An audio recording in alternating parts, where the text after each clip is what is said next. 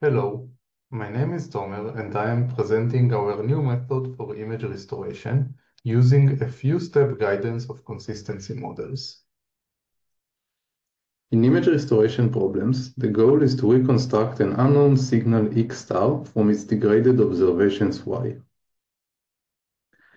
In many common tasks, the observation model is linear. Examples include denoising, deblurring, super-resolution, and more. All of them are ill-posed in the sense that just fitting the observation does not suffice for recovering X star. It is quite common to train a different deep neural network for reconstructing X star from Y for each observation model. However, this approach suffers from a huge performance drop when the training assumptions do not perfectly hold at test time. Therefore, it has become common to use generative models, such as diffusion models, to impose the signal prior in zero-shot restoration schemes. Diffusion models generate high-quality samples by iteratively denoising Gaussian noise. The model learns to predict noise during training, enabling it to reverse the corruption process. Sampling starts with noise and gradually refines the image, requiring many NFVs to generate high-quality images. At each step, the model estimates a clean image, adds noise, and moves towards a realistic sample.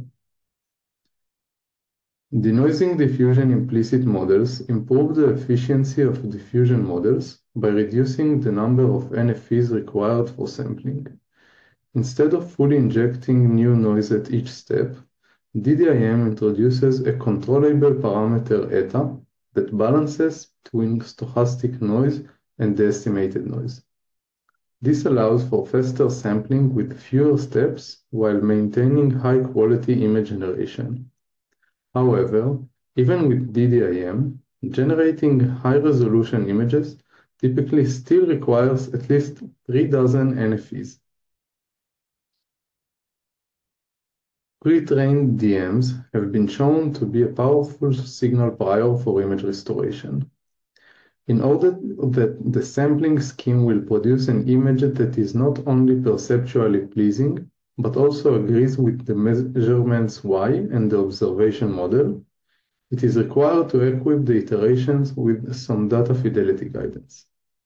This guidance is typically based on the gradient of data fidelity term. In other words, the update is modified into the following. This update oftentimes used with the DDIM noise injection. Let's see common guidance methods. Perhaps the most popular is the least squares based guidance. It is commonly used in PNP and diffusion, but it often requires many iterations. Another common guidance is back projection based guidance. It is based on the regularized pseudo inverse of A. Back projection often requires much fewer iterations than least squares, yields better results at low noise, and oftentimes can be computed efficiently. Current zero-shot restoration methods, which are based on pre-trained diffusion models, require at least 20 NFVs. This includes DDRM and DiffPeer that requires 20 NFVs each, DDNM and DDPG that requires 100 NFVs, and DPS that requires 1000 NFVs to reconstruct high-quality results. Consistency models enhance diffusion models by enabling direct mapping from noisy samples to clean ones in a single step. Unlike standard diffusion models that requires iterative denoising, CMs are trained to ensure outputs remain consistent across different timestamps. This is achieved by learning a function that minimizes a consistency loss, enforcing similarity between the model's output at different noise levels. This loss is derived from distillation of a pre-trained diffusion model, ensuring that CMs inherit the generative quality of the original diffusion model, while significantly reducing the number of function evaluations required. During sampling, CMs offer two main approaches. The first is one-step sampling, where the model directly predicts a clean sample from the final noisy state. The second is iterative refinement, which is similar to traditional DM sampling, but it requires significantly fewer steps, making it more efficient while maintaining high sample quality. We saw that consistency models can generate high-quality images with few NFVs. But when it comes to image restoration, existing methods that utilize consistency models requires many NFVs or task-specific tuning. Examples include a 40 NFVs zero-shot restoration scheme that was suggested as part of the original consistency models paper, and cosine, a task-specific method that requires two NFVs. We propose a zero-shot image restoration method that requires just 4 NFVs. Our approach is based on a wise combination of several ingredients: better initialization, back projection guidance, and novel noise injection mechanism. Most of the DM-based restoration techniques initialize X tau n with pure noise. This ignores the fact that the observation vector Y contains information on the specific X star that we wish to restore. We propose to use the pseudo-inverse of A for the initialization. For example, for bicubic downsampling, the pseudo-inverse is bicubic upsampling. For deblurring, it is naive regularized inversion. For inpainting, however, the pseudo-inverse is simply the transpose. Thus, we propose to use median inpainting instead. Our initialization resembles to the common practice in many methods prior to DMs. The difference from this work, though, is that we still add noise of level tau n to X in it. Next, we claim that in restoration tasks, the noise level of the denoising operation and the noise level of the injection do not need to be the same. This is due to two reasons. First, if the observation contains noise, then the guidance term adds a noise component that originates from Y.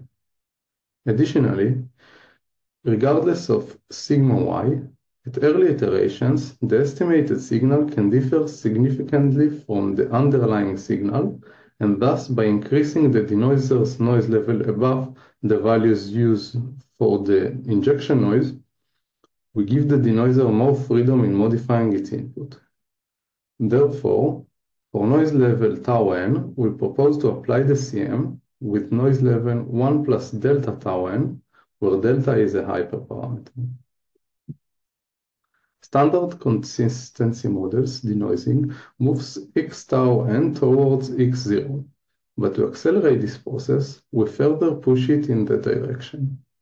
Since X0 is unknown, we rely on the denoiser's output as an approximation. This leads to the definition of the negative noise estimate, which refines the update step. The noise injection process is then modified to incorporate this negative noise estimate, balancing between stochastic noise and the negative noise estimation. The parameter eta controls this trade-off, allowing adjustment between traditional stochastic noise and a more guided update. In the paper, this approach is analyzed through the lens of Gaussian marginal properties and is further interpreted as a noisy version of Pollak's momentum.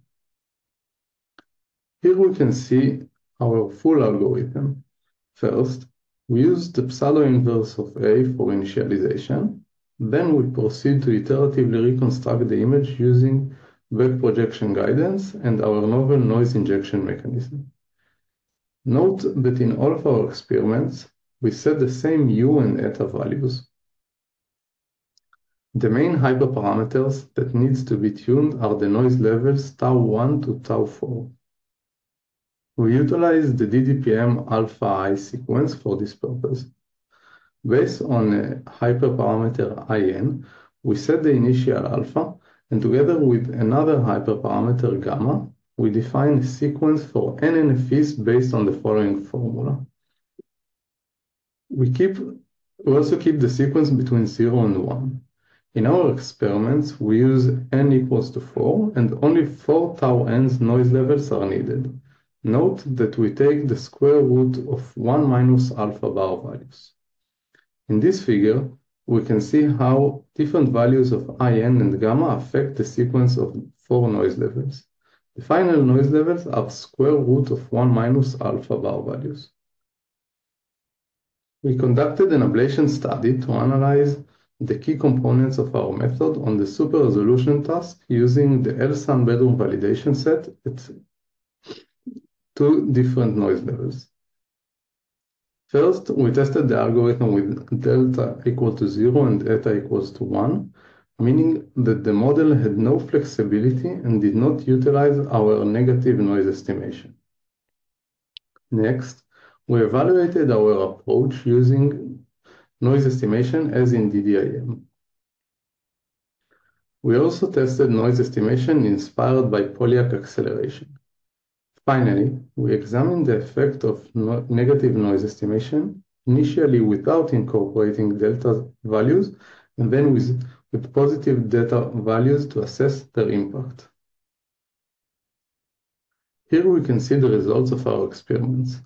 We set bicubic super resolution, Gaussian deblurring, and random inpainting where 80% of the pixels are lost. Each task was evaluated over different noise levels. Recall the competitors. CM40 is the zero-shot restoration scheme that was suggested in the original CM paper.